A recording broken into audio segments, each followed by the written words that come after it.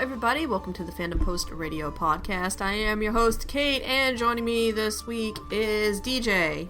I am here. And Kestrel. Why does he get to be first again? Because I was doing that off the top of my head, not actually looking at the Discord list like I usually do. And Craig. I wish that could get picked up on our recordings. Now everyone's like, what the fuck are you talking about? Oh, man. I might just grab it, the sound clips. Oh, wait, it won't be in the file. I gotta find a way to record it. Damn. Any of you have recorded stuff on Discord, you might know what we're talking about. Yeah, we used the Craig bot to record our stuff. He has a very pleasant robot voice.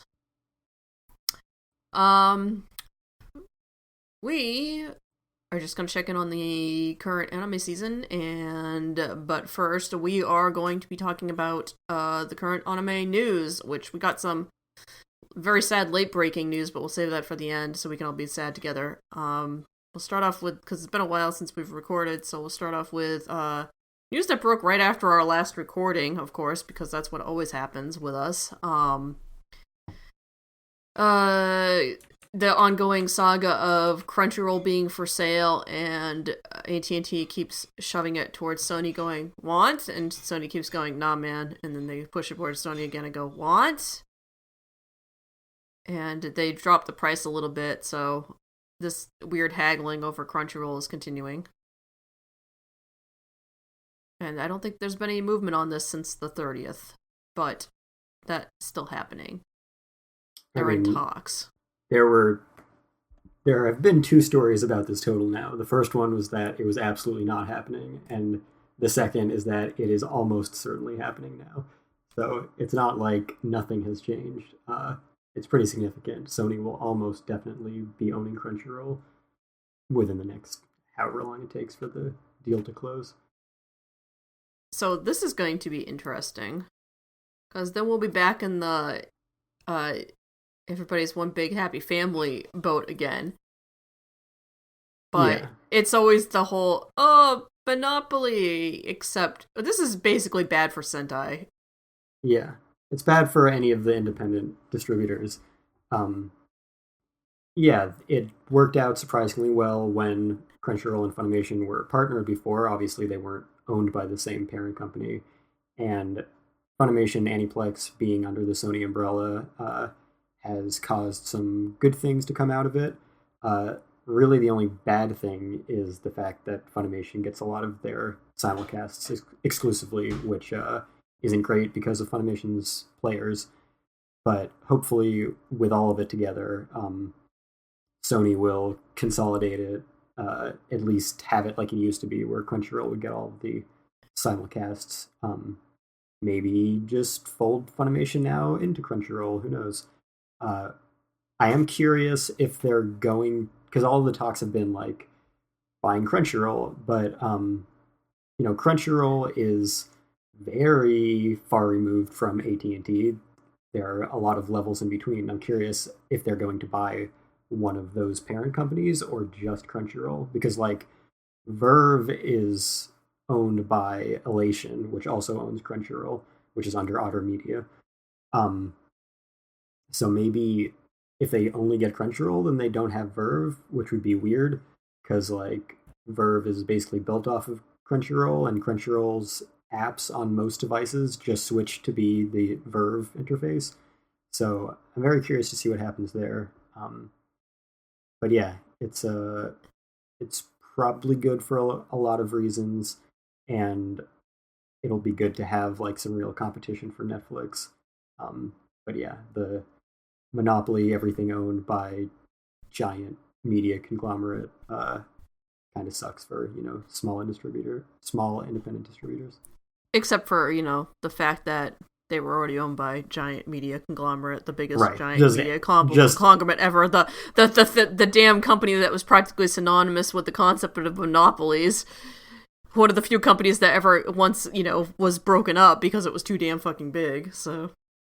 Right, but when everyone's owned by a different giant media conglomerate, then that's fine. When they're all owned by the same one, it's more worrying. The same monopoly, because anime was certainly not under a monopoly before.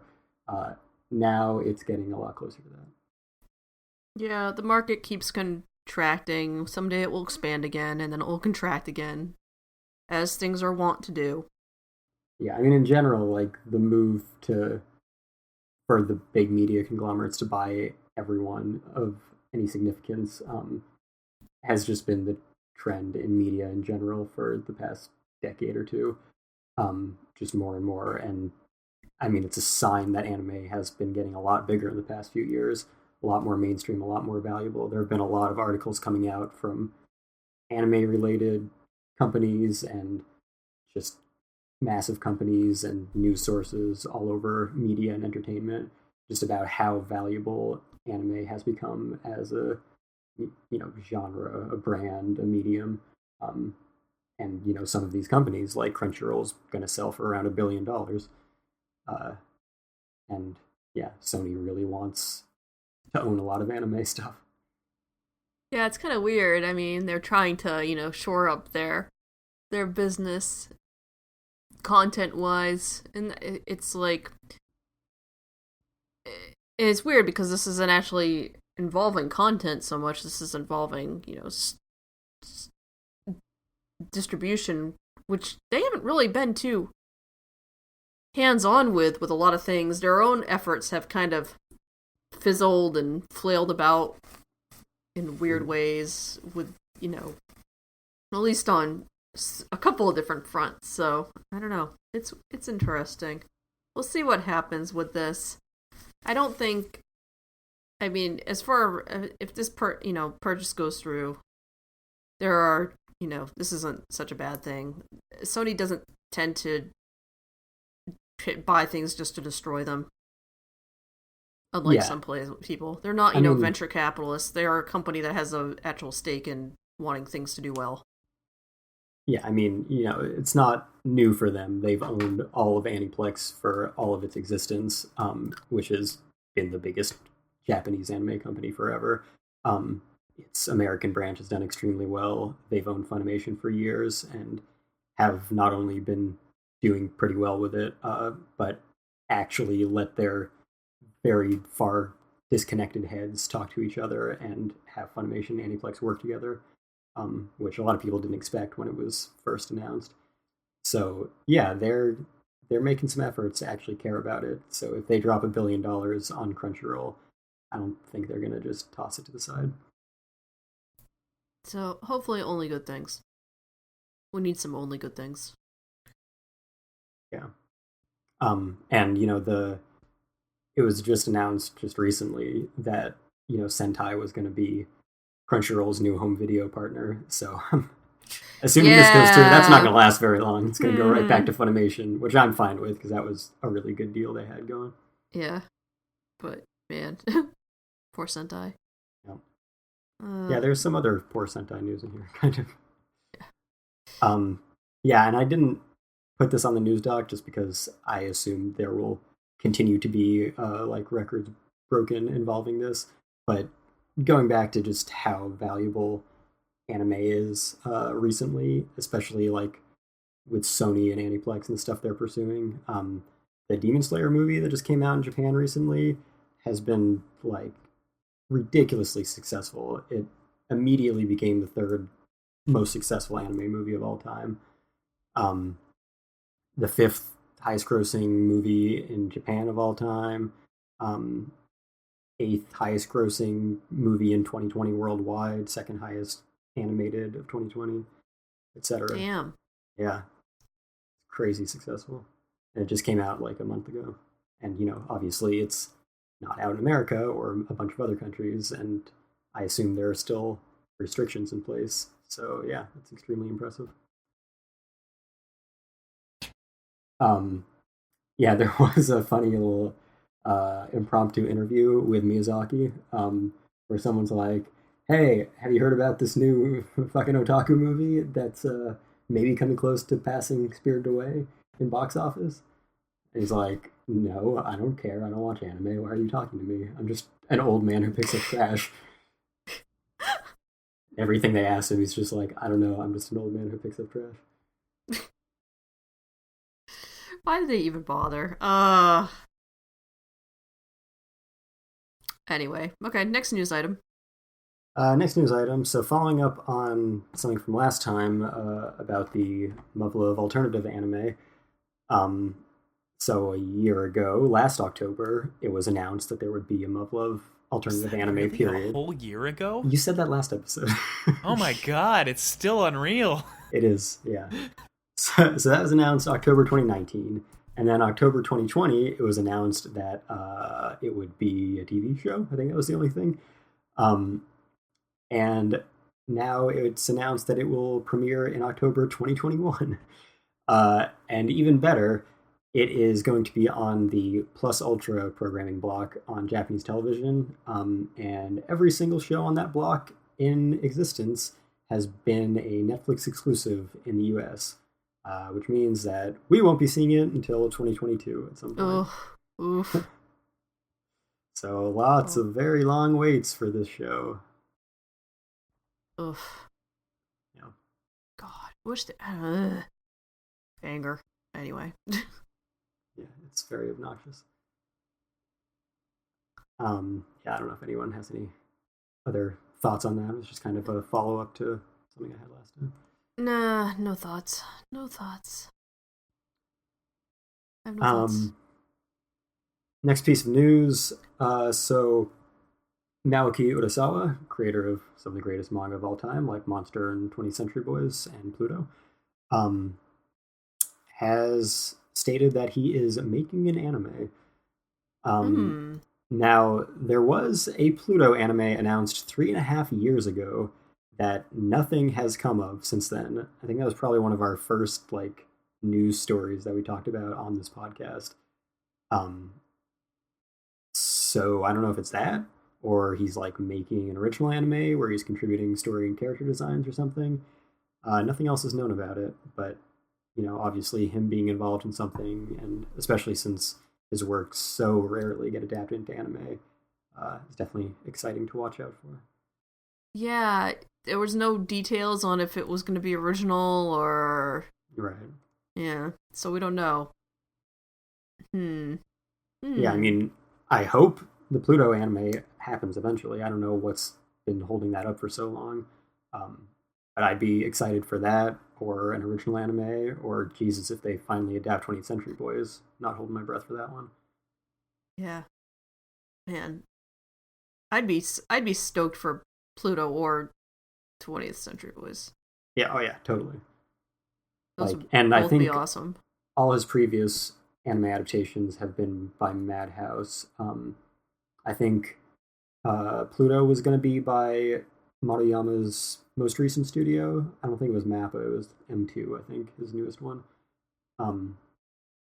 But yeah, I mean, Monster got a very good adaptation. No one can quite make an anime that uses the medium of anime as well as Urasawa uses the medium of manga, because he just it's tough when you're not supposed to know what people's voices sound like, and just the art of using the suspense of the page turn. He's just so good at it.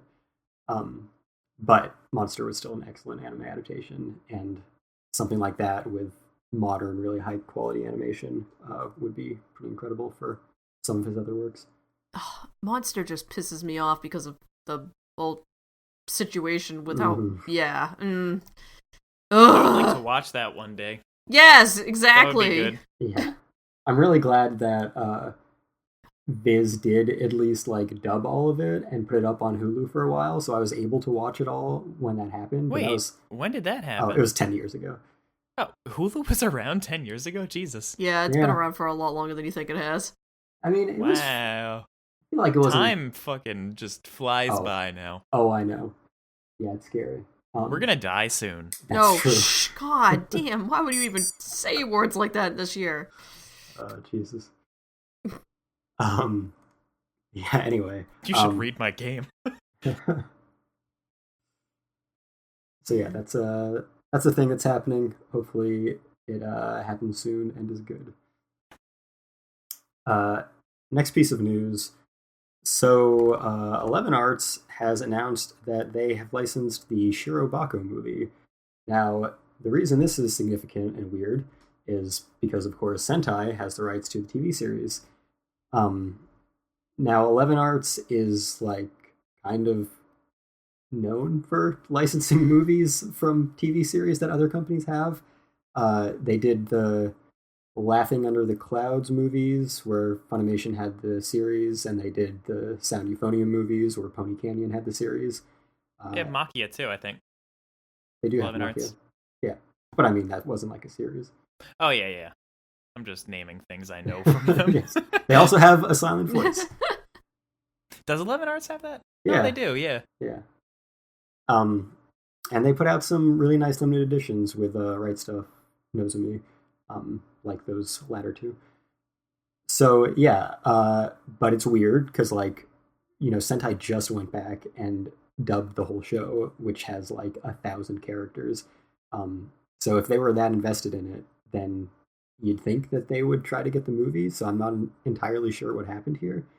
Obviously the hope is that they will get the same cast back. I think they did for the Laughing Under the Clouds. They got the Dallas cast for that, so hopefully they get the Houston cast for this.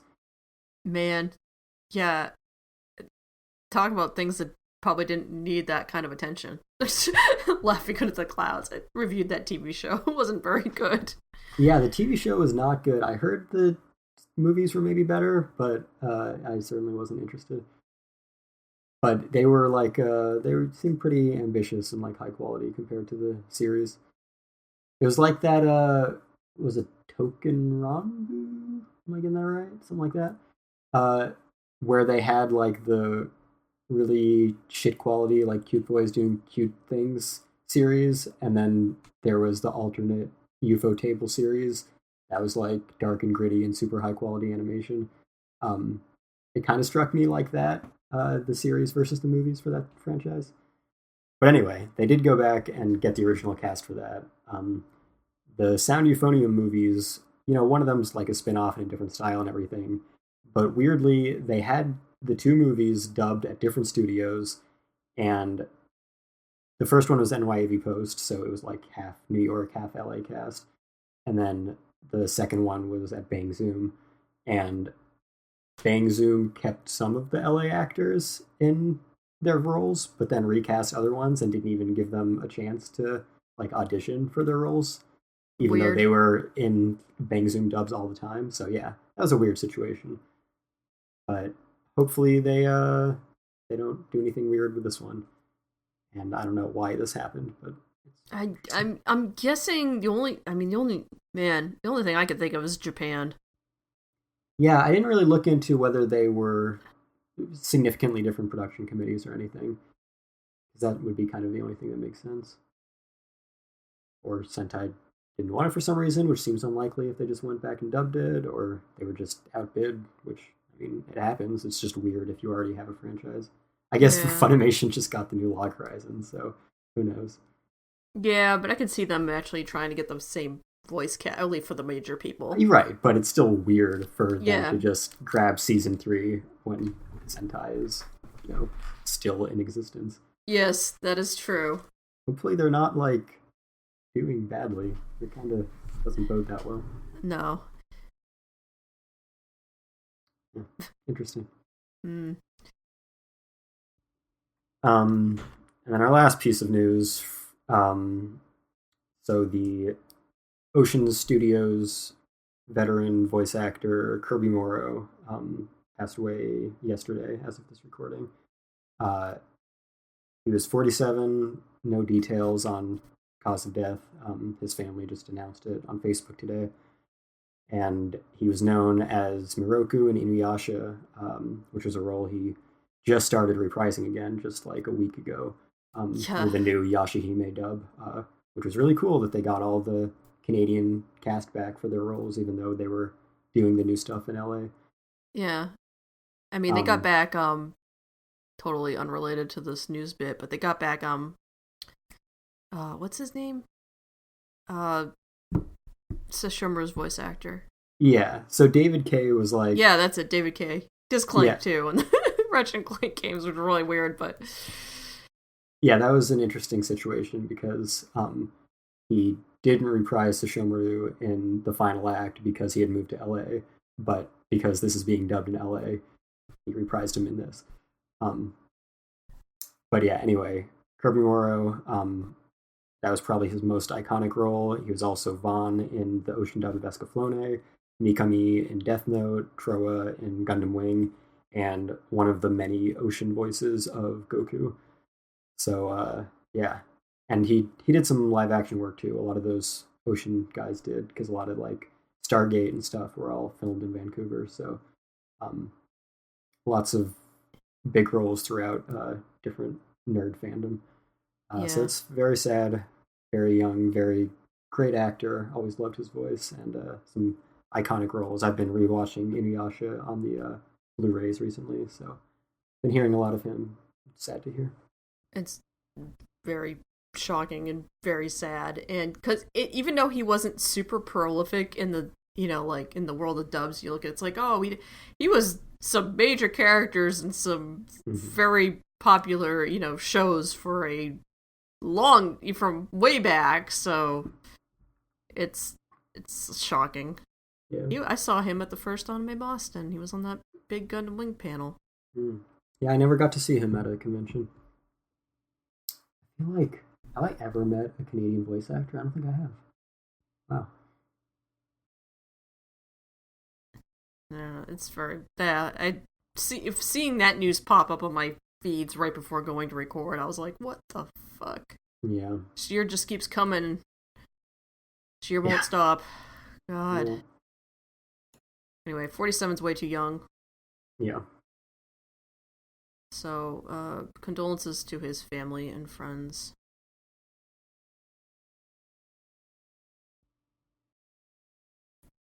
Alright, we should move on from the news. Hopefully no more late breaking news. Something will break overnight, and we'll be like, tomorrow we'll be cursing it out on the Slack channel like we usually do. And it'll be something that, like, we directly contradict in the recording of this episode. Oh, yeah, totally. It'll come before the episode is released. Anyone listening to it will be like, what, did these idiots not see the news? That's what I assume happens every time. Every single time.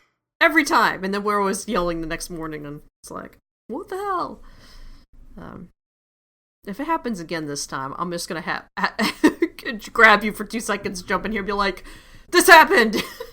Yeah, it's true. We know! Since I probably won't get a chance to edit this until Saturday. Boo! Boo! Yeah. So the anime season's still going. We are a little more than halfway through the fall season. Taking stock of our shows. Wow, the top of your list is One Piece, huh? Yeah. One Piece is really good right now. And I shouldn't be surprised, but yeah, like, there's not a lot this season that's just like completely blowing me away. One Piece is extremely good. There are a few other pretty good shows going on right now. You've got some long time stuff on here going in One Piece. The Holdouts. Yeah, I mean those are the only two. Everything else, the oldest show on here was last season. That's true. Because I think it was between winter and spring of this year was like the first time ever that I only had those two shows carrying over. Everything else ended. I like your copy-paste DJ. It's got the schedule of these shows listed. Yeah, that's like a fucking notepad document that I just have on my desktop that tells me what days to watch things. That's super funny. Yeah. Not much has changed on my ranking except for one very notable jump up from the sport climbing girls anime, which went from like 15 to 9. Wow. So, yeah, it's actually like they kind of stopped caring about the fan service, and now it's just kind of a fun sports anime about climbing. So, that's cool. Interesting. Yeah. It's like still not awesome or anything, but it's like it's good. Like I enjoy watching it. I'm rooting for the team, which is what sports shows want you to do. Yeah. That's interesting. You don't usually see shows like forego the fan service. I mean, Citrus did that too, where it was like they go really heavy on it in the very beginning to try and like lure people in, and they're just like, surprise, it's actually something a little different. That's what turned me off of that show. Yeah, I understand that. It's May comes on really strong, but it's very story driven later on.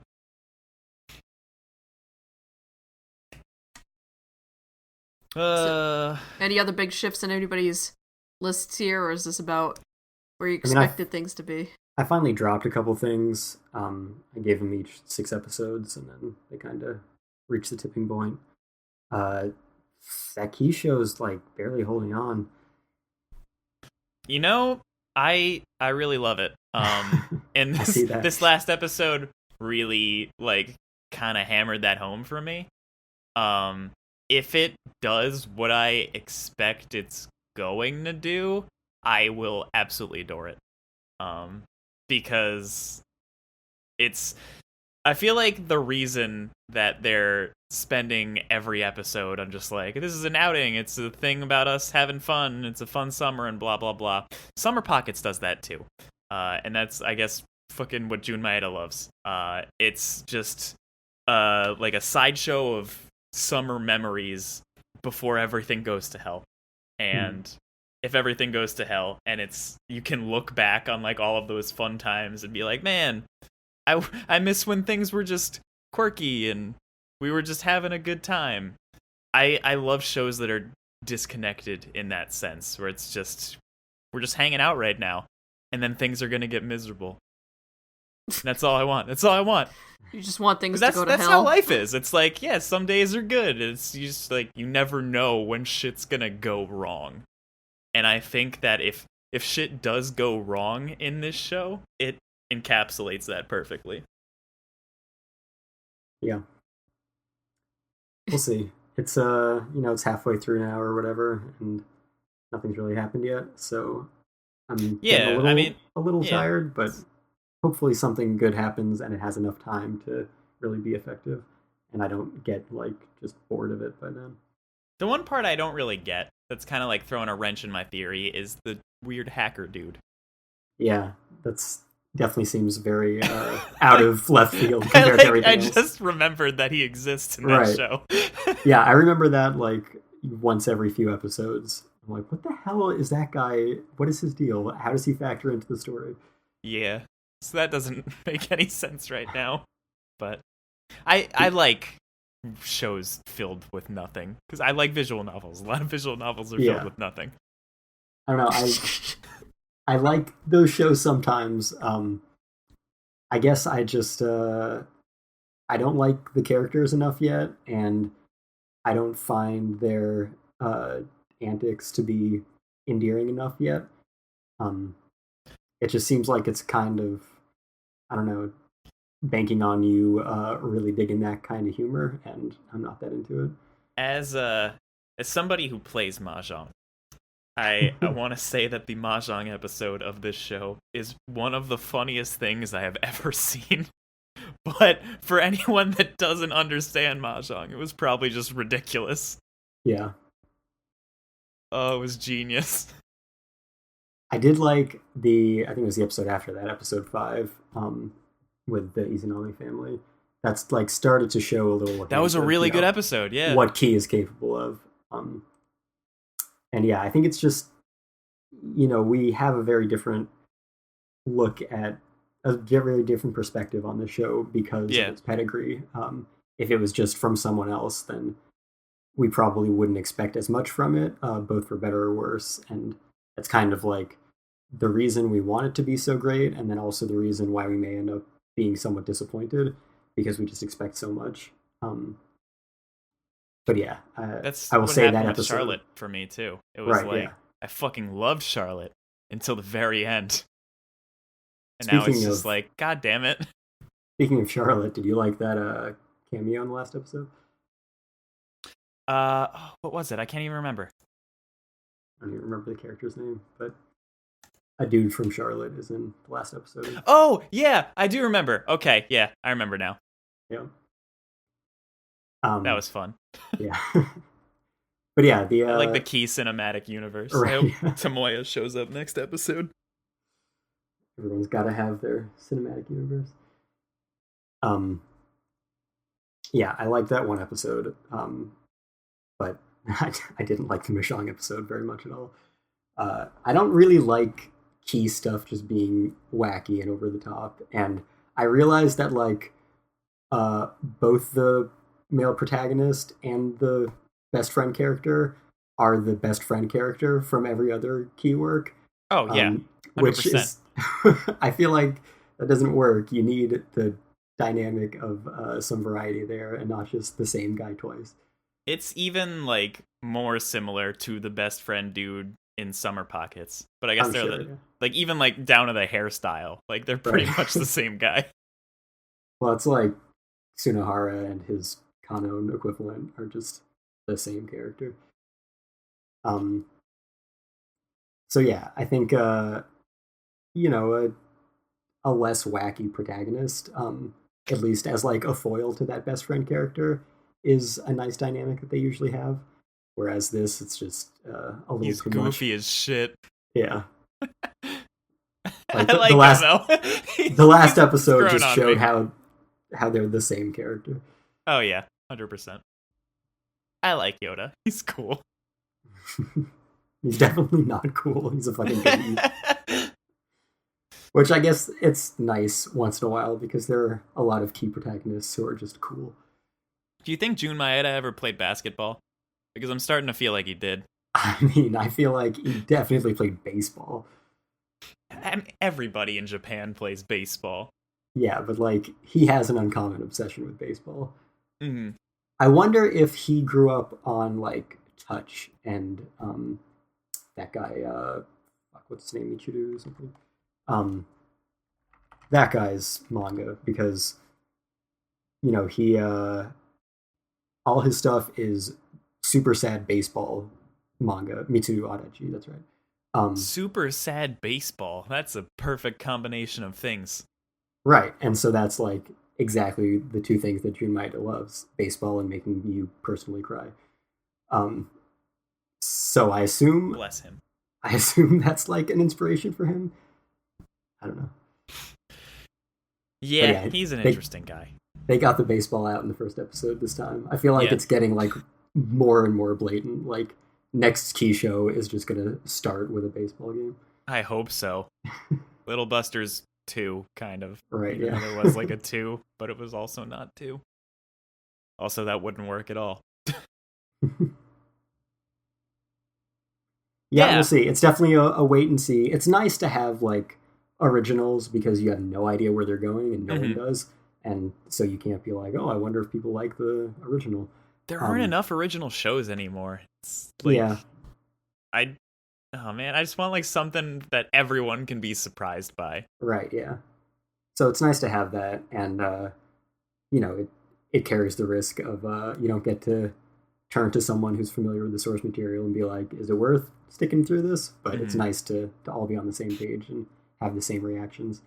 So yeah, given the state it's in, where we're halfway through, not a lot has happened yet. We don't really know how the plot is gonna hit.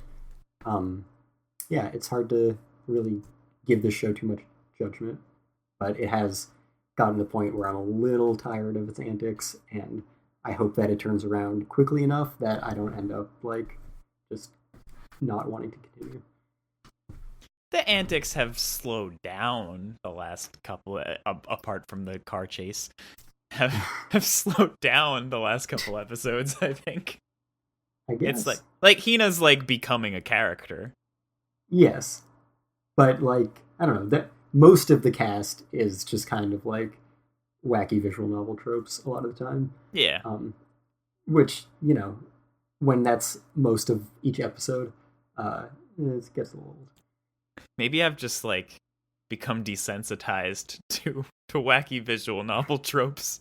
I mean, obviously, you're more of a fan of them than me anyway. Yeah. So it's not surprising that you enjoy this more than me.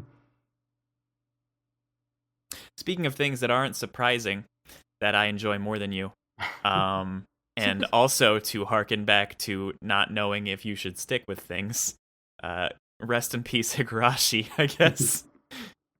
It's, you know, the last, like, 2 weeks, like, so right when you, like, dropped the show, I was starting to come around. And I was like, you know what?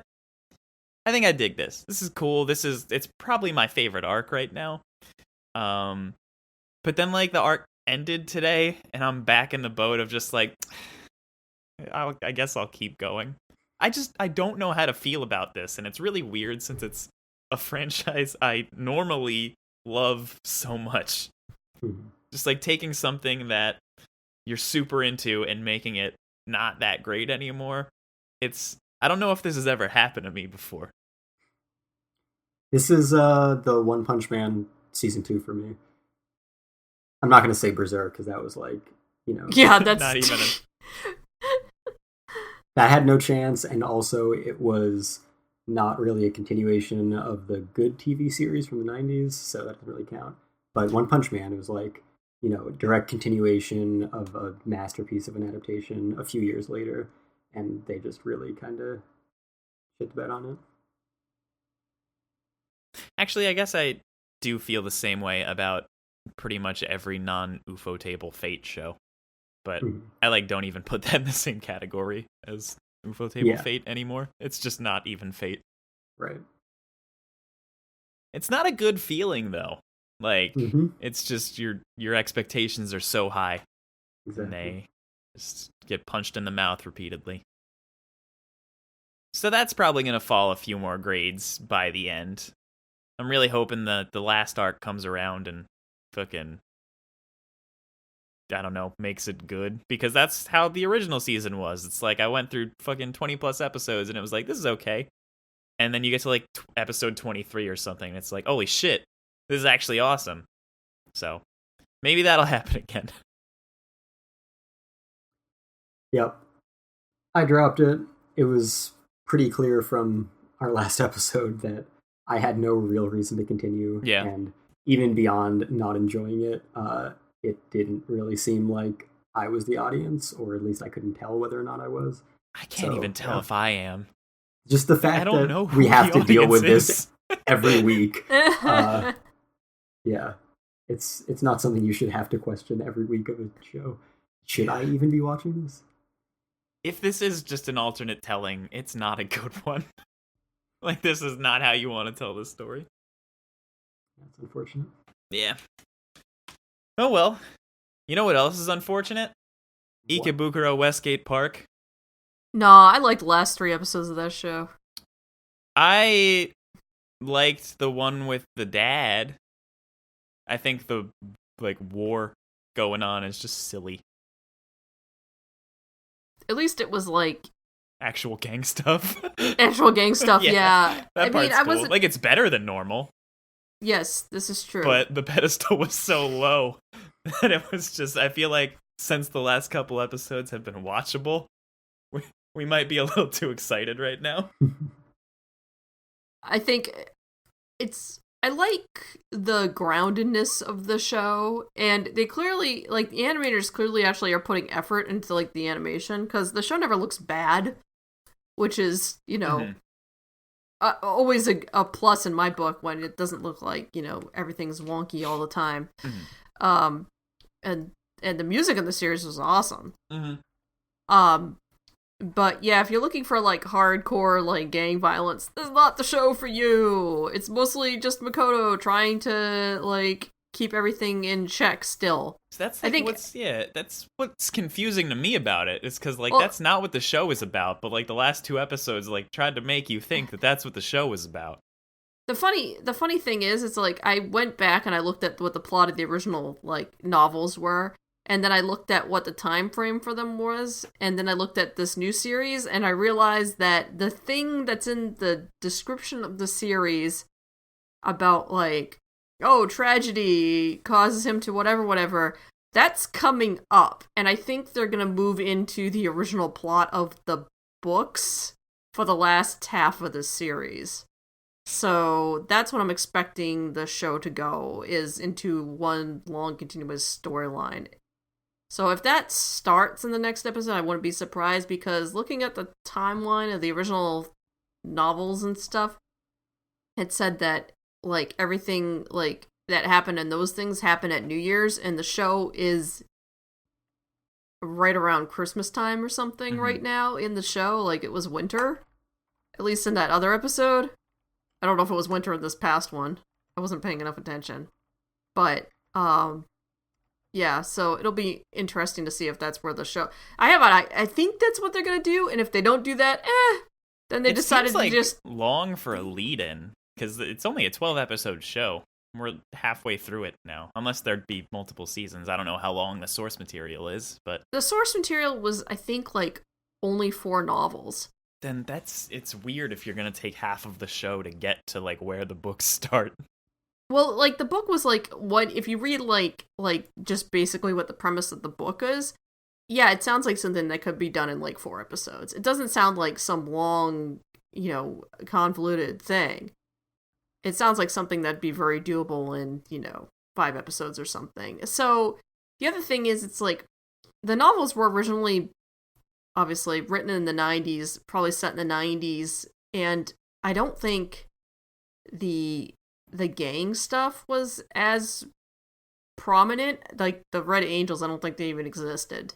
So they, like, very much just kind of took the source, updated it, had it, turned it into, like, kind of like an episodic thing, and probably are going into, the whatever, or an updated version of the original novel storyline, probably.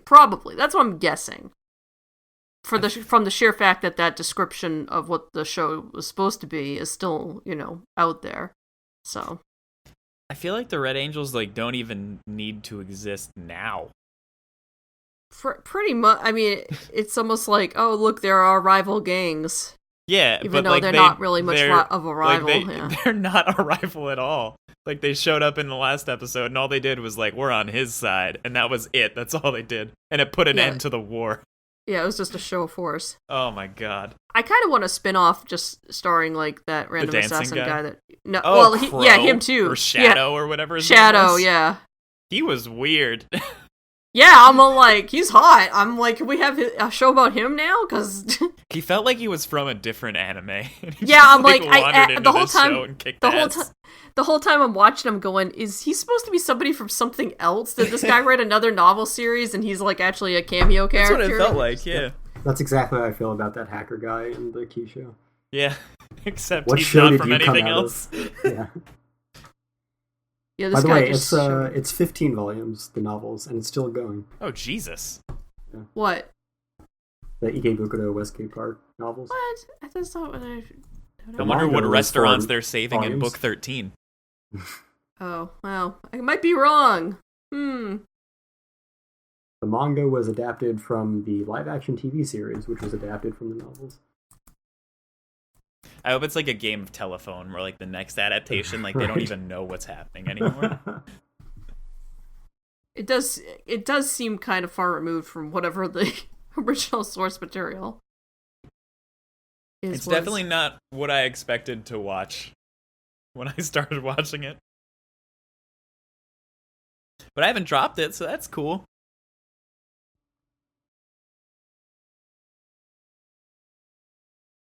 Oh, it looks like there were like 4 short story collections, and then he started doing more stuff. There's a better version of gangs doing non-gangy stuff that has rap battles in it. This season. God. And it's I almost said it's good. It's not good. It's really fun. Yeah, it's beating like 2 actual shows that people are watching this season. So that's interesting. And the tournament arc starts, I think, next week. So that's going to be cool. We're going to have I'm going to be freaking out in our Slack chat about really plot-driven rap battles. So, be ready. Oh, I want to complain about Talentless Nana for a second. This show fucking blows. It's like like somebody, and I don't know when the source material came out, but it feels like it is like you force bred Assassination Classroom with My Hero Academia, which are two really successful shows, but then like infused it with the angst of a 12-year-old who like tries his hand at writing dark stuff for his first time, and that's what Talentless Nana is, and it's fucking bad, and people watch this. I've seen a lot of anime written by that 12-year-old. Oh my god. Like, he needs to stop. It's just and I normally like shows like this where it's like the like kind of edgy horror type stuff, and this show tries to be horror, but it also tries to be Assassination Classroom and My Hero Academia. Like, the whole premise is like there's this fucking isolated class in the middle of nowhere that they put all these like talented people in, and like the goal is to just like, I don't know, be talented or something. And also there's an enemy of humanity among them, and they have to figure out who it is. And they just all got like these perks that they'd have in My Hero, and they just put a girl who wants to kill everyone inside of the classroom, and now the show is just her killing everyone, like, uncontested. That does sound extremely derivative. It's so bad. People watch this. People watch everything. I don't have anything to say to that. I watch it reluctantly. It's yeah, underneath I was gonna say the you're rap watching battles. it, so you can't really say anything if you're still watching it. I just want to complain about it. Mm-hmm. That's fair. The necromancer girl was cute. But that's all I've got for that. I don't know what else Kate was watching, because we talked about one of her shows, and I think there were 3 this season? Two. Did you drop one? No. No. There was only ever 2. I think Kane was watching 3. Oh, right. What's the second one? Sleepy Princess.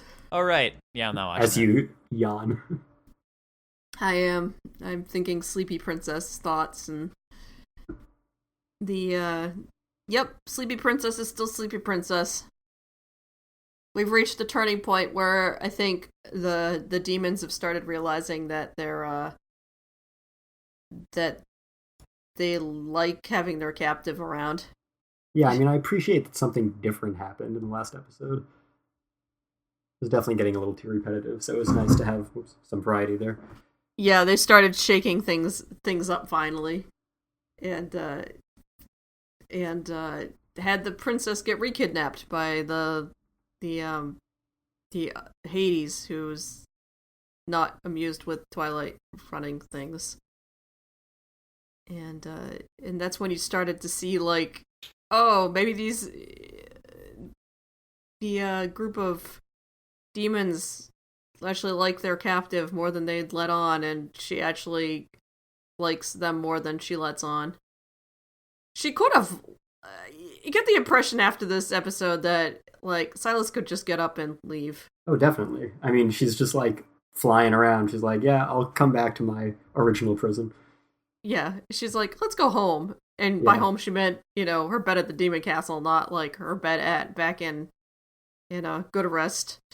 But yeah. I mean, she's never been concerned with leaving. Her only problem was that it wasn't comfy, so yeah. She could have left at any time. She obviously can just go anywhere at any time. So, yep. I just like the dawning realization on Twilight at the end of the episode that, oh no, what happens when she does leave and the hero, like, if the hero succeeds or shows up and she leaves with him, and he just kind of has this dawning realization look on his face as like somewhere mixed between like horror and horror, as the idea of, oh shit, our captive might leave, oh shit, why does this upset me so much? Yeah, they're all one big happy family. Yeah. Cute show is cute and enjoyable. still remains enjoyable. It's yeah, it's like it is what it is, which is a really redundant way of saying like, yeah, it's a light comedy show. This is what you got. It is very simple. Has only just started to have more than one joke. This is true. And I'm trying to think how far out of that one, one joke they're actually going to get in 13 episodes, but yeah, I don't really expect like a big plot line at the end of the season like a lot of shows try to do when they're just adapting a small fraction of the source material. Yeah, I'm curious as to if like they'll try to shoehorn in some way to end it, or if they'll just be like, yep, there's more of this. You can probably guess what happens in the next 100 episodes. And there'll only be more of it if people really, really respond well in Japan. And it's really hard to tell sometimes what Japan gets really into and what they don't. Yeah, I haven't been looking into it much. I know that, sales don't matter as much now as they did like 10 years ago, so can't necessarily just look at disc sales anymore. Yeah, usually it's like, oh, how much did this spike the anime? Although that's not even the easy. That doesn't even tell you as much anymore now as it used to. Yeah, there are a lot of factors. Yeah. Money stuff is weird. I don't get it. Okay. I just, anything involving market research, I'm just like, what? Yeah. It's like there's so many factors. It was very easy when you could get a pretty good idea from like disc sales, but there's too much else involved, and that only ever applied to like your standard late night otaku anime, where that was like the big money. They just counted on those otaku to just buy everything. Yeah. But like Shonen Jump stuff, it's all about making the manga sell more. Everything has its different merchandise for a lot of stuff. Merchandise is huge. Yeah, it always it comes down to like what was the driving goal for this thing to spike, whatever. And a lot of times you can tell from like who's on the production committee, because if they're like publishers putting a lot into it, then they're probably counting on their material to sell more because of it. So, yep, Sleepy Princess remains Sleepy Princess. I'm pretty happy with my shows this season. I know DJ's down on Westgate Park, but I'm actually kind of enjoying it, so I think the music alone in that show is worth the price of admission, and it's a nice looking show. It does have a really great soundtrack, and it looks nice. Yeah, so I agree with both of those things. Yeah, and I don't know. I like the characters well enough. It's just it's not very hard hitting, but I kind of like the slower. I like the slower pace of it, and I actually thought the despite the fact that the war arc amounted to nothing, I actually do like the way that the story flowed and how they ended up like resolving everything, and kind of made sense, like with who was actually the culprits and what their goals were, and just except for the assassin guy who kind of came out of nowhere and why was he there? Like, where did you come from? He must be from one of his other works or something. That's the only thing I can think of. It's like, this guy is random. Very, very random. Hot, but random. I like his cloak. I want to start, I wish it was socially acceptable for me to just wear a cloak places.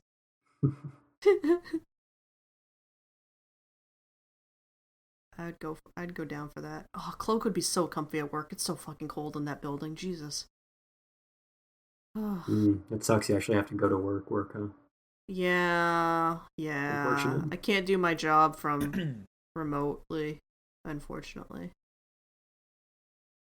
The perils of working in this world at the moment. I actually have to run equipment. Boo. Alright, anybody else got any really hot, I don't know, anything? Excuse me? Anything. Opinions, hot takes. That's what I was looking for. Hot takes. Not really a hot take, no. Cold takes? I've got takes. I'll take takes. I still think that the lesbian show is amazing. Adachi and Shimura. Gee, big surprise. Okay, hold up though. It's like just the writing in it is so different from like anything else that I have watched. I've mentioned in the last couple episodes, but like the majority of the show is done through inner monologues, but like the shit the characters say, it's like shit that you think but you'd never actually say out loud because it's like either too personal or too specific or weird. And just the amount of detail that goes into every single thought these girls have, it's just like, oh my god, you're so smart, whoever wrote this. I love it. It's just probably should have watched that show instead of the ones I ended up dropping. Do it. Watch like the first episode because it gives you a really good idea of what you're going to watch. And I don't want to say she's the main girl, but the one who you get the most inner monologues from is a really interesting character. She reminds me a lot of Kumiko from Sound Euphonium, and just the fact that she's not like a normal anime girl protagonist. She has like actual human thoughts that me or you would have, and she's very relatable. It's such a cool show. And we're like 8 episodes in, and they haven't even kissed yet. So there you go. It's the good kind of Yuri. The plot-driven kind. Yeah. It's interesting. The writer of the light novel wrote the light novel spin-off of Bloom Into You, the regarding Saiki Sayaka. Oh, interesting. I didn't know that. She was an interesting character. Yeah. The world needs more good Yuri. More things like this. I was like going through pictures in my phone from like fucking 2 years ago, and I had a promo image for this anime in there, and I was like, I don't even remember this. So I'm glad to see that my tastes have held up.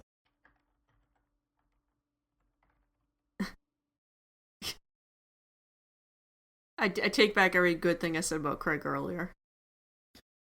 Oh, Craig's gone. Didn't even know. Craig said, fuck you guys, and took off. What other takes are there? Oh, there's another lesbian show this season. The Ochikobere fruit tart one, or the is it like dropout idol fruit tart? Is it like real lesbian or like Love Live lesbian? No, they're like this show is like 30% idol stuff and just 70% of them being degenerate lesbians and just like talking about how much they like girls.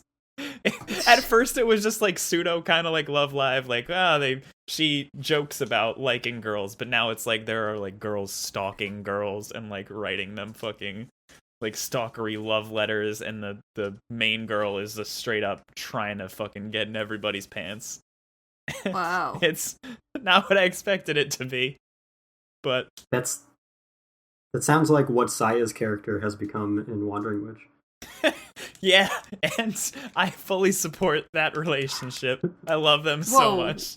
What's going on in there? Very horny very quickly. Yeah, she just shows up in like a couple episodes after her first episode where she like has problems and is sad and stuff, and now she's just trying to bang Elena. That's all she wants.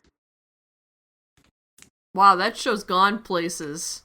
Elena's not so letting weird it happen. And inconsistent. like one of them is clearly more lesbian than the other. I'm all that show is like tonally so different every episode. I love it. It's so weird. It's just fucking whiplash. Like you just never know what you're gonna get when going in. Yeah.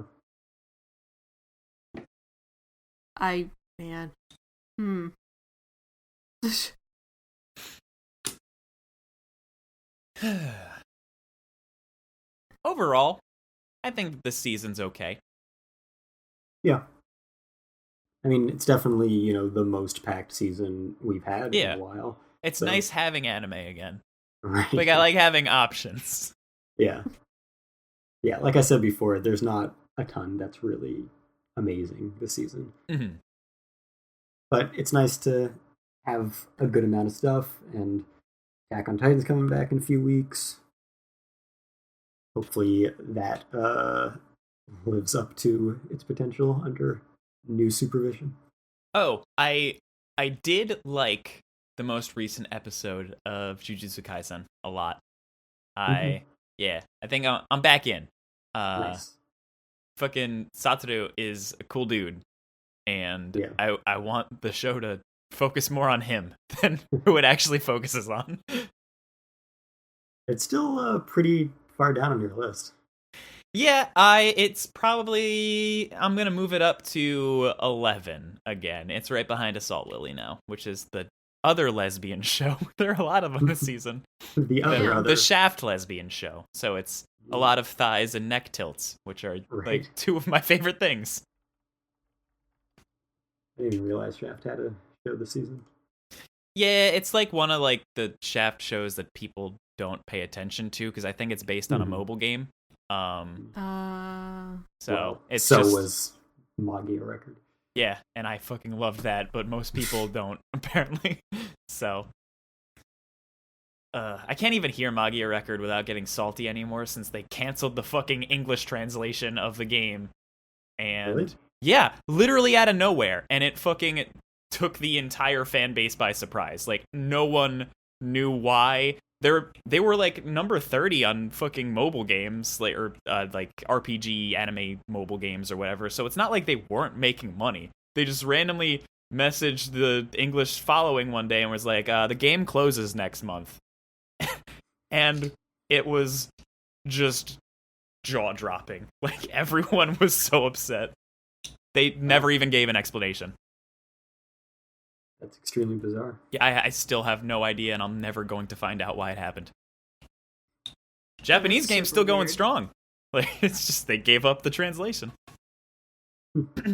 I've seen that happen with other games where they're just like, yeah, we're not translating this anymore.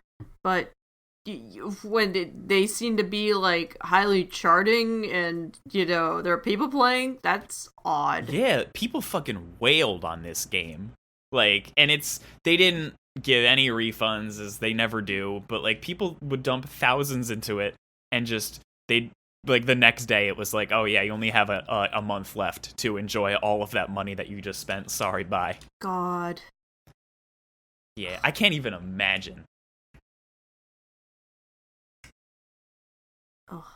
It's interesting. This there haven't been that many Shaft shows recently compared to how many there used to be, and the last few and next one don't have Shinbo credited as like chief director, where he had been for every single Shaft show for so long. So I guess they must be changing things up a little bit. It still has the same feeling, Assault Lily. Right, of course. Yeah, I mean, maybe that's it. Is they've just like figured it gotten out. that style. Like, where can we put a really like big close up of a thigh right now? You're right. Yeah. Yeah. So maybe they don't need the supervision anymore because everyone just knows they're all grown up. Yeah. Oh man, I love them. Most of the time. And then things like fucking Fate Extra happen. But yeah, Jujutsu Kaisen, obviously another one of the shows that I'm really into. It's like, if you don't count Conan, which is forever ongoing, I think I probably had a similar ranking this last time, but Jujutsu Kaisen is so much higher than everything else for like the new shows this season. In terms of like production quality, absolutely. Like it's on a different level than everything else. Which it's interesting. The I don't know whether I should be excited or worried about Mappa doing Attack on Titan now, because it's going to be airing simultaneously, because I think Jujutsu Kaisen is 2 cours. So it's going to be running alongside Attack on Titan. So that means that, hopefully not all of their good staff is just focused on Jujutsu Kaisen. because Attack on Titan really needs it. I'm liking the Mappa show I'm watching this season a lot. That Taiso Samurai one. It's fucking Oh, that's also gymnastics them? samurai. It's really good. Um, it's just I looked at the score on my anime list and it's not good, and I don't really understand why. But it's kind of just like a dude who did gymnastics and fucking his it's a drama of getting back into gymnastics. Like, this guy's life goes to shit after his wife dies, and like he has to raise his daughter all on his own. He is like being told to retire from gymnastics, which is all he's ever done, and was like super famous at one point, and it's just like a return to form for him. So that's what the entire show's about, and I don't know what the problem some people apparently have with it is, because it's been a really solid character drama so far, and the only thing that has made it shy away from greatness is one character who is really fucking annoying. But Demon Slayer had Zenitsu, and Zenitsu didn't ruin that show. And I'm not saying that this is on the same level as Demon Slayer, because it's very much not. But I don't think one annoying character can ruin something that bad. So I'm going to look into what more people are saying about this. Yeah. Yeah, so I guess Mappa has, like, they often have two shows running at the same time, but, like, I guess for a very short period of time, they're going to have three running at the same time. And then Jujutsu Kaisen and Attack on Titan will be running all of next season simultaneously. So, and I guess that was, like, part of the reason why they went to Mappa for the final season of Attack on Titan, is because they're so much bigger than WIT, and they wanted to have those resources. So hopefully that really it lives up to that. Weird though. I'm never gonna get over how weird that is. It is very weird. I'm sure there's a lot of reasons that we'll never find out. They should tell us. Let's get their executives on the show. Yeah, I don't even know who made the decision. It could have been WIT. It could have been. Call up Aaron Yeager. He'll know. Yeah, that guy. But yeah, that show looks great, and I hope Attack on Titan does too. Yeah, it'd be a real bummer if it was just to suck in the last season, coming off of the best one so far. Right. Yeah, I mean, I'm not as worried as I rightfully was about One Punch Man. But, you know, there's always the risk there when you've got something that good and you just completely change it. I don't know, change is scary.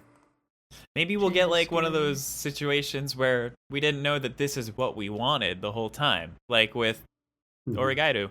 Its feel was much better. Yeah, that's the hope for sure. Yeah. All right. It was so perfect last time that, like, I'm fine if I never knew that there was a better one. It's not worth the risk. Okay. Was there anything else that we wanted to discuss from this season? I'm watching a Chinese show on Funimation. Whoa. Yeah, it's interesting. Xianguan Shifu. Yeah.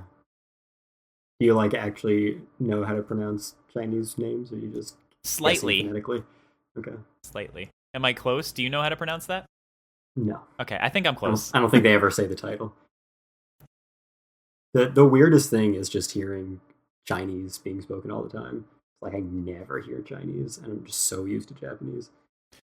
Yeah. I mean, it looks and is directed exactly like any Japanese anime, and, you know, it's the Howliners, whatever their Japanese branch is, Emon, I don't know how to pronounce it. But, you know, it's just anime in every sense, except they're speaking Chinese, which is, yeah, kind of jarring.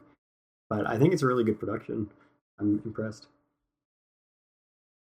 I watched, I can't remember what it was called, but there was one studio who was from China, and they put out, like, a show every season for, like, an entire year a few years ago. I think it's the same one. I hated all of those. Yeah, they were all bad. They were all really bad. But it was always really weird for me because they'd speak, like, Japanese, but the names were all Chinese, and, like, that confused the shit out of my brain. And I don't know if it was the same way. Probably, I think it was this when I was watching those shows. And it's the same for like Kingdom, which is an entirely Japanese story or Japanese production, but it's a story that takes place in China. Which is that they use the Japanese reading of the kanji, but the subtitles use the like Chinese. That's so weird. I don't know what the Chinese version of Romaji is, but uh, it's a very different reading of it. So what you hear and what you're reading are not similar at all, except for their meanings in their respective languages. So yeah, that was always very jarring to me. At least they match now that I'm watching something that's actually spoken in Chinese. Interesting. I want to look that up. I haven't heard of this.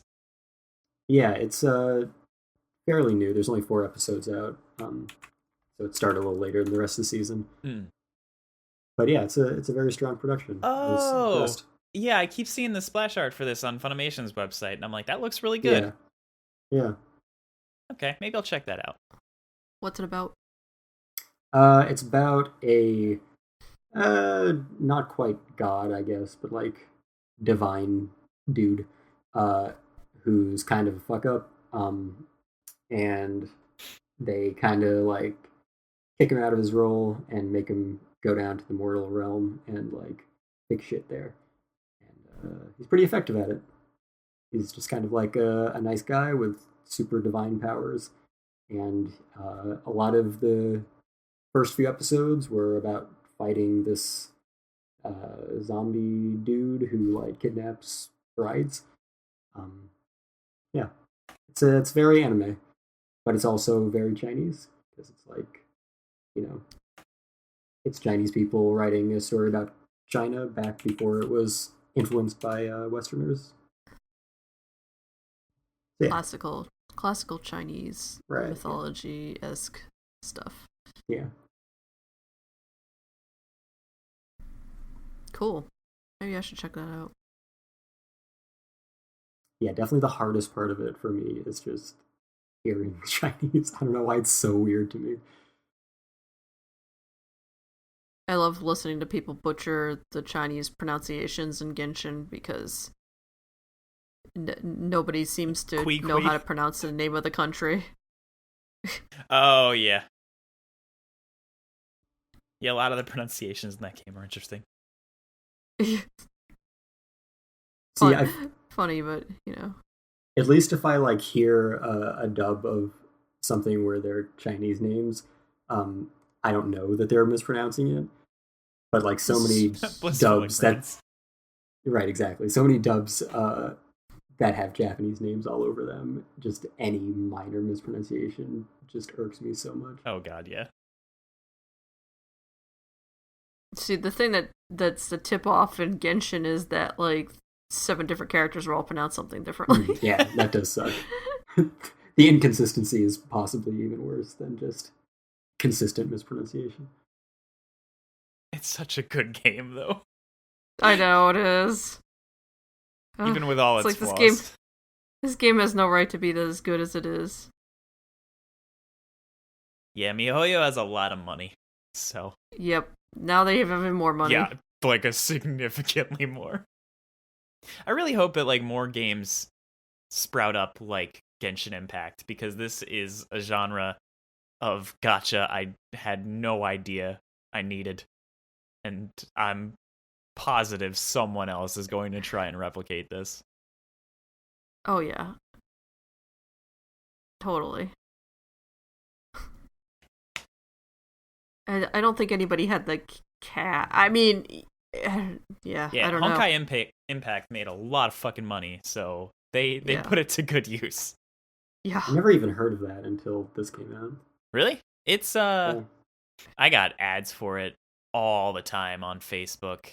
And it's a really good looking game. I played it for a little while. I just didn't care for the gacha system, because instead of like having a bunch of different characters, it had like a bunch of different versions of like 4 characters, and I didn't care. So combat wise it was fun. A little complex, but fun. This is like anybody could get into Genshin Impact, I feel. It's a very beginner friendly game. Yeah, I mean, the Breath of the Wild style is definitely appealing. Yeah, it's disgustingly competent. And at first, when they're like, "Oh, they're making a AAA like gacha," it's like, "Ha ha ha, that's cute." Yeah, I I bet they are. didn't And fucking then care at all. and then I played the beta, and I was like, "Oh no, this is gonna be massive." And the game came out, and I was like, "Yep, took over the world." I ignored everything about this game until like 3 days after it came out, and everyone wouldn't shut up about it. So I was like, fine, let's see. Now I can't stop. Yeah, I know. the only thing I knew about it beforehand was that people got like mad about it being a Breath of the Wild ripoff when it was first announced. Oh yeah. The guy smashing his PlayStation 4, whatever. Whatever dumb shit. But yeah, I've heard very good things about it since its release. Yeah. I feel like I don't even need to recommend it because I feel like everybody's playing it already. Yeah, everybody's playing it. Even my fucking friend who never like. I posted something on Twitter about pulling a character, and then all of a sudden my friends are like, "Hey, I'm on Twitter on a Friday night," and then the next thing I noticed was that somebody in her household had been playing it because they had a level 4 character in my friends list with their name. I'm like, so who in your house is playing this game? Because it's probably not you. It's probably your husband. But yeah, so yeah. I'm actually a little bit surprised more people on my friends list haven't been playing it, but they will. Oh, they will at some point. It'll get everybody in the end.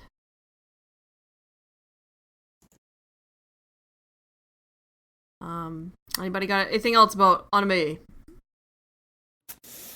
From this season, I don't think there's anything else I'm dying to talk about right now. I just want to remind everybody that if you like Bang Dream, watch D4DJ because it's Bang Dream again, the same exact thing. Yeah, let's see. So Haikyuu is still fine. It's still not up to Haikyuu standards. Jujutsu Kaisen we talked about, but I would be remiss to not mention that the panda has been introduced. His name is Panda, and no more explanation is given, which is immediately acknowledged in show. Like, aren't you going to say more about the fact that there is a panda whose name is Panda?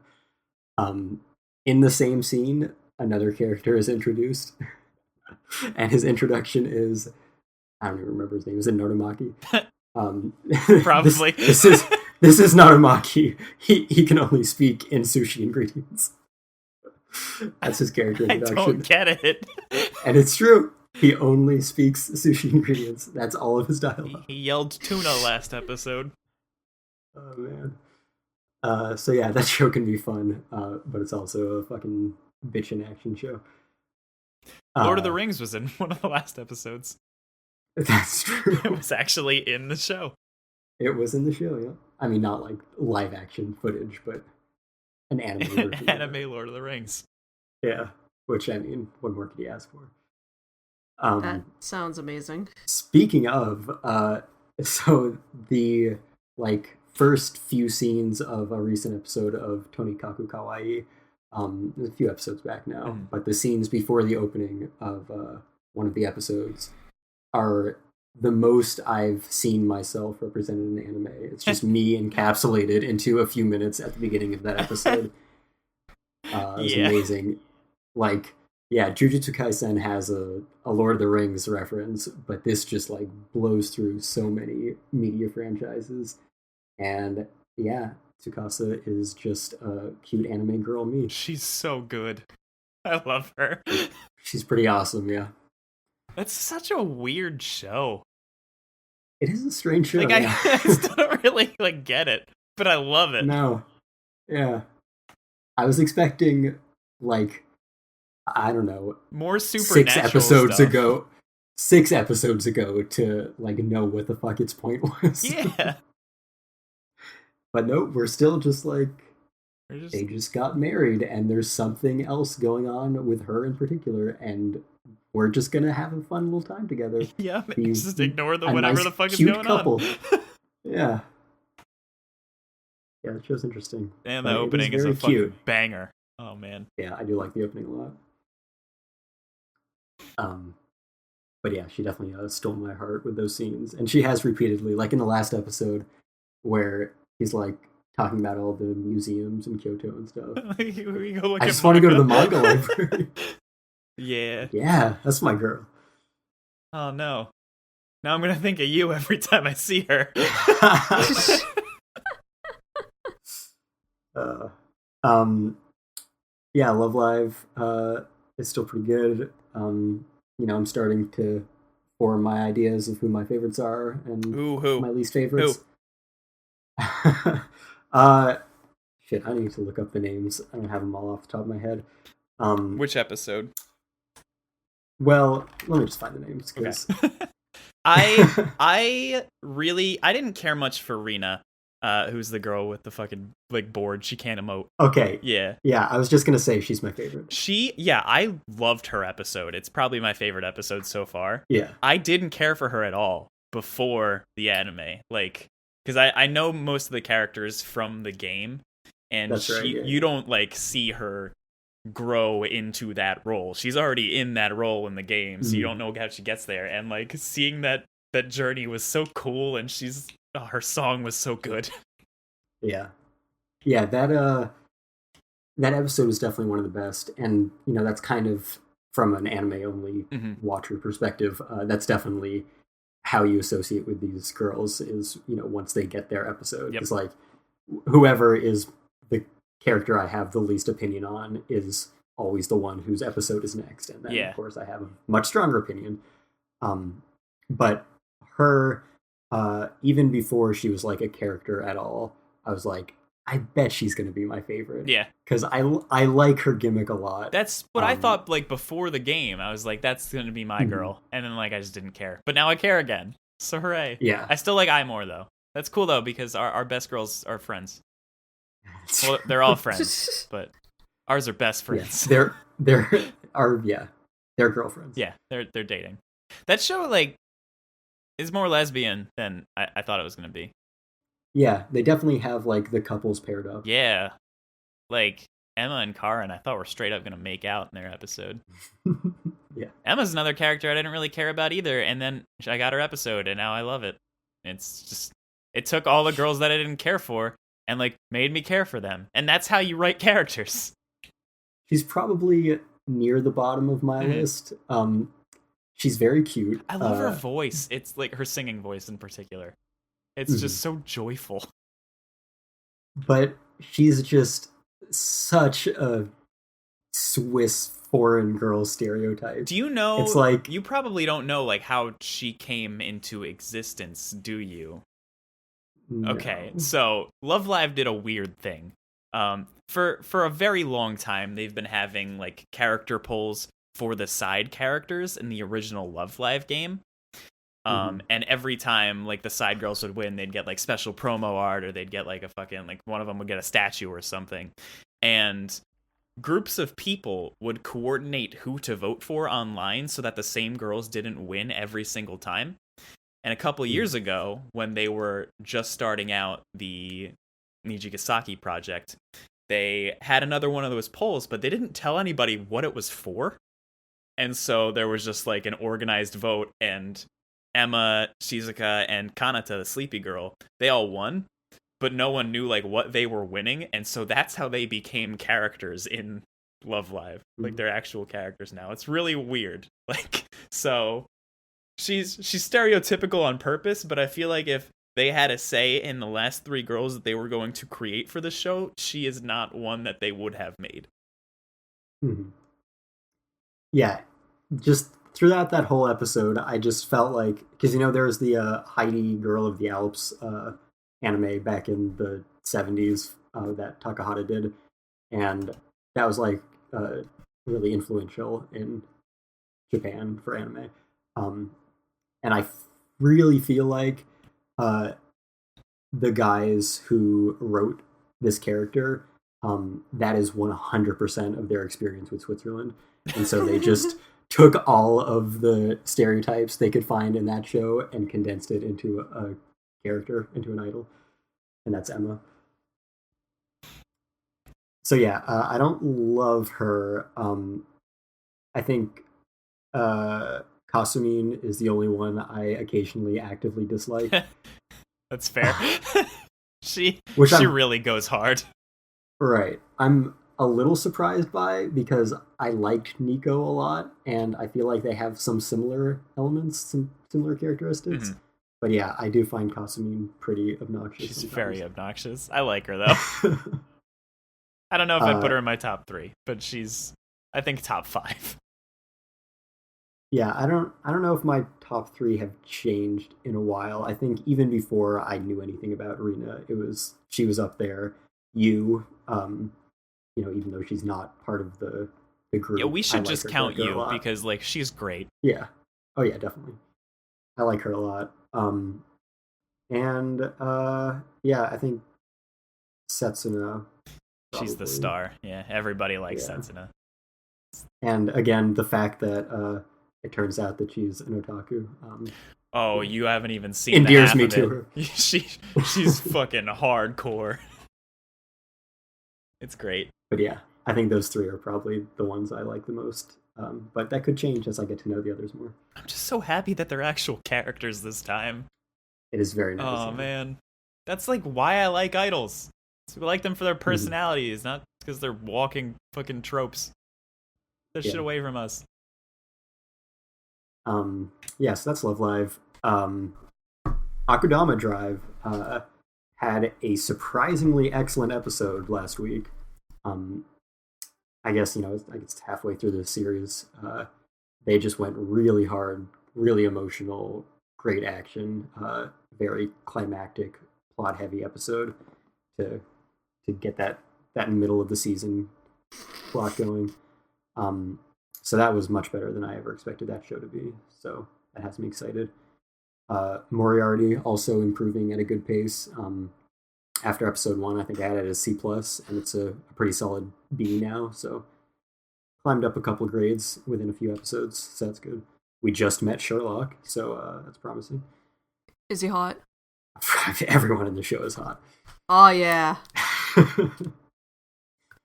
Are there any girls in the show? I don't think there's been any female character of any significance yet. Yeah, that's pretty much everything that we haven't talked that much about yet. Wandering Witch is fucking weird. I have no idea what to think of it any given episode. I'm just rooting for it to become more lesbian at this point. It is really weird how quickly Saya just turned into fucking... I love it. I get it. Girl number 1. I get it.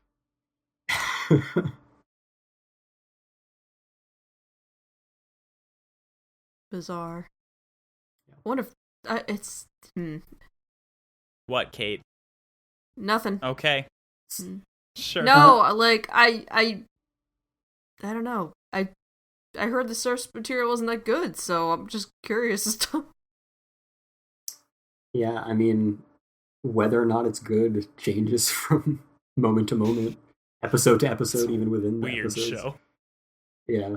The something I was talking about last time with it, where it's sometimes it gets so surreal that it's kind of hard to know how to feel about it. You can't really reconcile it with standard real world logic.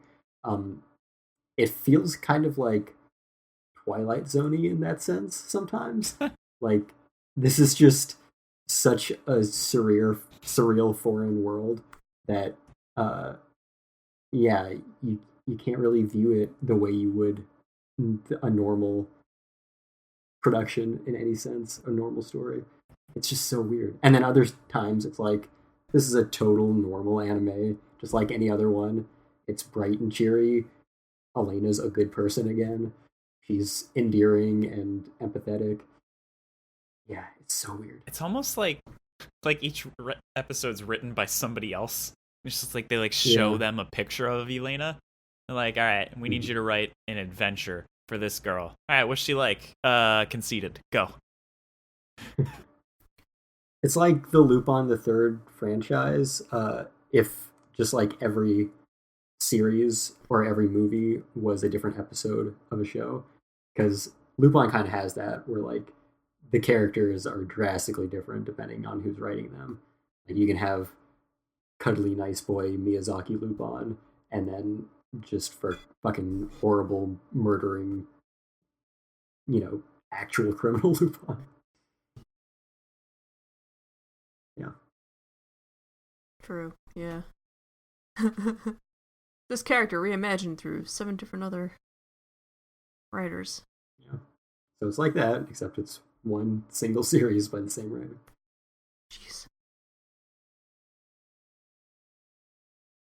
Also, I posted a video of what One Piece looks like now to give you an idea of how good the animation quality is. Oh yeah, I knew about how crazy the animation had gotten for it. So, oh, it's so weird that Toei went from not giving a shit to giving all the shits. I know.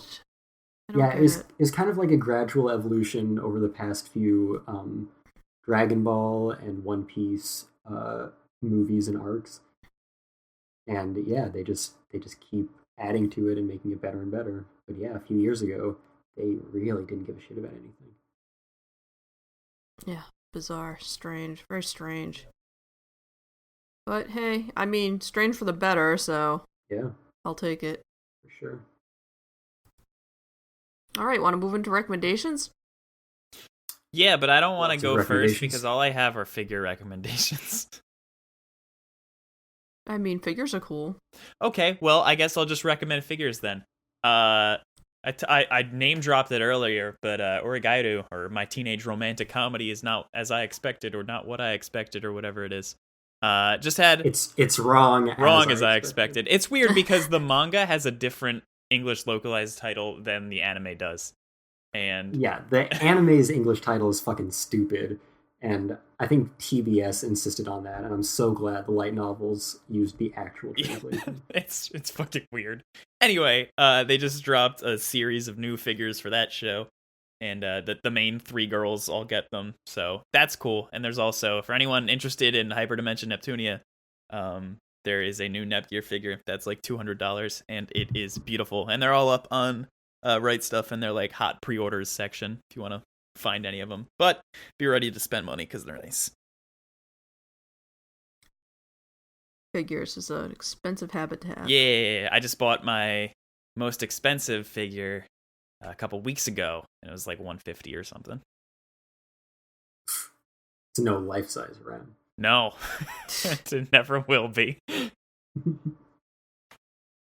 I feel like $150 is like the low end of the high quality figures. Yeah, it's like low high. So I don't have a lot of high quality stuff because until recently I had zero money. I'm easing my way in, okay? Yeah. Yeah, no, I'm glad I've never gotten into figures. It's so much money, so much space. But you have Aniplex Blu-rays and shit. Yeah. Which are much more expensive. Like, well, some of them. Yeah. There are many figures much more expensive also than true. Any anime release will also ever true. Be. Like, yeah, sure, there's Rem, but like, have you ever heard of Tsume art? Yeah, they're all really like fucking $8 million. Right, exactly. Yeah, so there's some shit there that anime can't touch. Speaking of Aniplex Blu-rays, one of my recommendations is the second half of Demon Slayer Kimetsu no Yaiba on limited edition Blu-ray from Aniplex. That just came out. Just started watching that again. And yeah, these are nice high quality Aniplex limited editions, and they come with all the soundtracks from the series by Goshina. They don't have any of the Yuki Kachioda music, which is kind of weird because they've released like Yuki Kachioda soundtracks with everything she's done music for from Aniplex for the past like 10 years. But the Goshina music, I think I've already told you, DJ, but the amount of tracks on these soundtracks from him, yeah, for this 26 episode series of the tracks he worked on, these 2 Blu-rays come with 290 songs. Ooh, I was gonna guess 260. Damn. Yeah. Yeah. I mean, I already told you. If it was like, if I hadn't told you, I would have had you guess. But yeah, 290 songs for 26 episodes. And, as you could maybe imagine based on that, especially if you've seen the show and are like, I don't recall 300 unique pieces of music, there's a lot of repetition in there. There's like 5 to 10 completely unique melodies and elements that they just reuse over and over again in slightly different arrangements. But it's still cool that they have it all there. Um, yeah, so that's those are some good releases. Check those out. Uh, Also, another excellent release that I got recently and just watched all of the material on and read the book it comes with and listened to the soundtrack CD it came with is the Weathering with You Collector's Edition from G Kids. Uh, Ooh. yeah, so this is a very nice release. It's a chipboard art box with some beautiful Shinkai art. It has the film on 4K Ultra HD Blu-ray as well as regular Blu-ray. Um, it has a ton of extras, and it has like 3 completely different hour plus long behind the scenes featurettes or like Whoa. interviews featurettes. Yeah. Um, One of them is a full hour and a half. Another one is definitely more than an hour. One of them I think is just under an hour. And they're all very different, but as you can imagine, lots of time spent with Shinkai in all of them. And he's a very interesting guy with a lot of very interesting things to say and extremely passionate and hardworking. Um, and It's like the anti Miyazaki, his workplace, where he he's just as dedicated to being an auteur and making sure every piece of his productions fit his vision perfectly. But he is very gentle in guiding everyone to that and very patient with everyone, which is nice to see. But yeah, he's still extremely driven and knows exactly what he wants from every bit of his production. So it's very cool to see. It also comes with a book that has a bunch of material. A lot of it's just like voice actors being like, such an honor, blah, blah, blah. Normal uh, PR shit. But there's also a bunch of audience submitted questions at the end that Shinkai answers, and there's some really good ones in there, some really thoughtful ones, and things that you might have wondered about.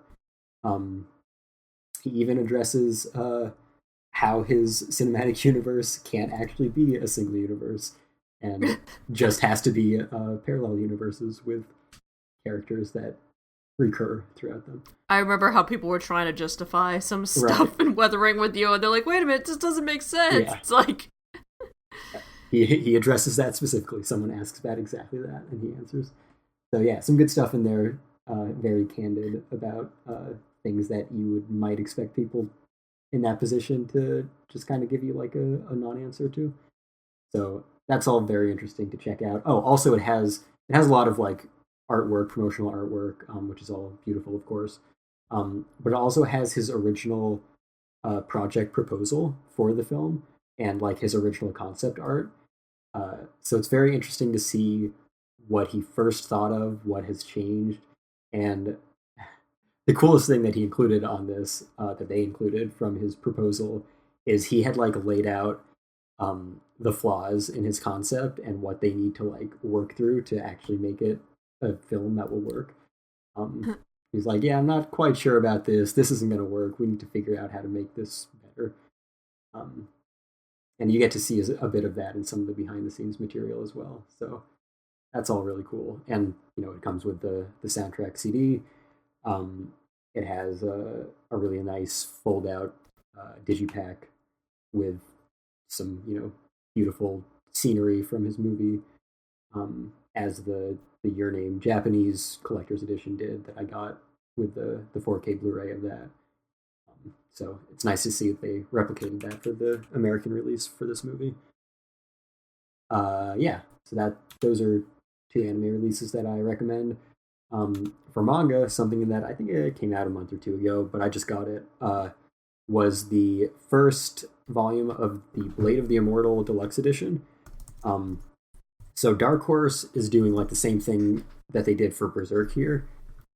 So there are these massive, full size of the original magazine prints, big hardcover, faux leather, textured covers. It's got like the fancy ribbon bookmark thing. Um, any color pages from the original are retained, I think. I haven't actually looked through it. I assume so. But the big caveat here is after all this time, all these re-releases, everything they're putting into this, it's still flipped. Oh. Yeah. And Oh. they begin every book with this this thing about the respect of the quality of the original art and how like the creator preferred that we rearrange the panels instead of mirroring them to keep his artwork. And that creates some problems sometimes, and it's not ideal. It gets confusing sometimes. There are some situations where we just have to mirror the artwork.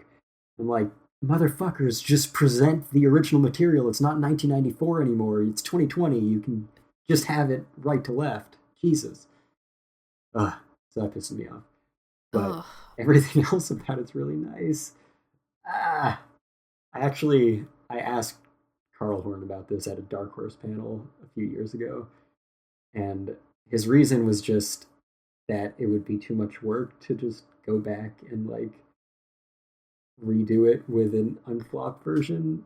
But Jesus, after all these re-releases, because they just did just standard omnibuses of the whole series, that just ended. Now they're doing it this way with these massive, super premium, super expensive Berserk style deluxe editions. Like by now, really, that's not something that you can commit to.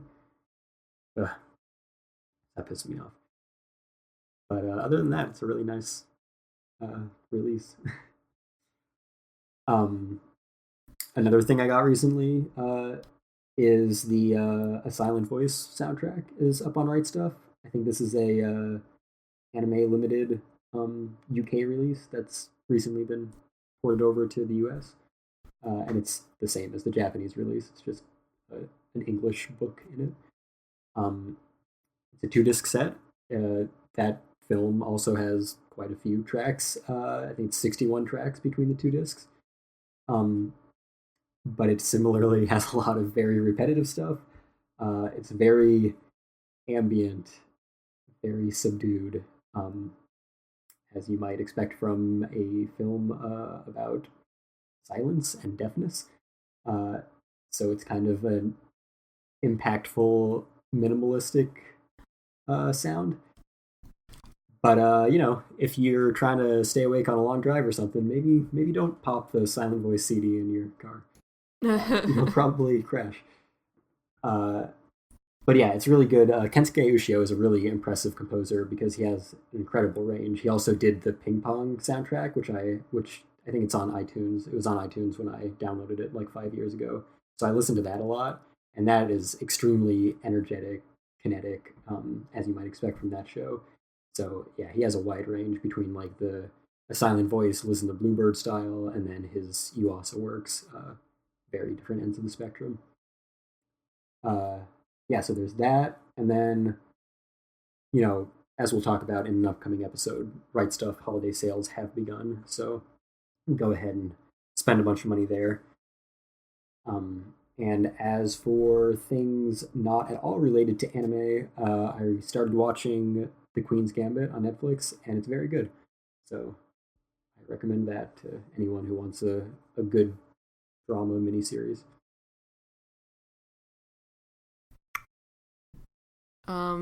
I don't know if I have any recommendations at the moment. Although you just gave me now. Thank you for reminding me that the Weathering with You special edition is a thing because it's going on my birthday Christmas list. So yeah, yay! You win. You win the recommendation award. Hey Kate, have you watched Your Name yet? No. Should probably put that on the list too. Man, I can't think of. And come on, Right Stuff. This isn't. These don't look like new releases to me. These look like little plushy figurines. I should probably look up if there are any upcoming releases, because that's just the stuff that I got recently that I'm very excited about. I'm getting a lot of stuff recently. I'm afraid because now that I have an income again, I'm like, oh, look at all this shit I could be buying. I will take advantage of some of these sales, but we'll get to that next time. Maybe that's what I'll do. I'll save all my recommendations for next time. Which will hopefully not be too far in the future, and these sales will still be going on. Yeah. Otherwise, that would suck.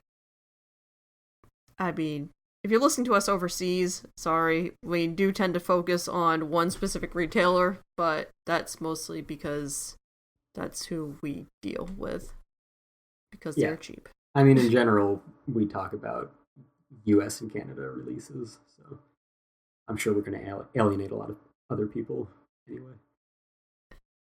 But do look up your local dealers on these titles that we talk about, because you can get them in your local language and from your local retailers. All right, Kestrel, where can you find us? You can find us wherever you find podcasts, Apple Podcasts, Google Podcasts, Spotify, Stitcher, SoundCloud, iHeartRadio, Alexa, phantompost.com. Give us money. By us, I mean Chris. Follow us on Facebook and Twitter. Share our stuff. Get in touch with us. You can also get in touch with us via email, phantompostradio@gmail.com. And I'm on Twitter at FullMetalKioma. I mostly tweet about DJ. I mostly tweet about my video game. You can find that on Patreon at patreon.com/lessonsinlove, or you can find me, which is immensely less interesting, on Twitter at DJ No Style. 1,000 DJ fans can't be wrong. 997 DJ fans, Kestrel. I'm falling off. Yeah. You hit your peak. I hope I never make it to 1,000 again. I still want to know what I think it's just because you made it to 1,000 that caused people 100%. to drop off your... Yeah. Go follow DJ and make him back up to 1,000 again. You can find me on Twitter at SonicBug. I've probably been pretty quiet lately because I am working a new job, so... Still. Thank you for listening. Please join us next time for our Holiday Buyer's Guide, which I like to do every year so that people have one stop to check out all of the best shit that came out this year for purchase that we have purchased or wish to purchase. Stay safe. Wash your hands. It's getting bad out there again. Please be safe. This year sucks. Please be safe. And listen to us next time. Peace out. See ya.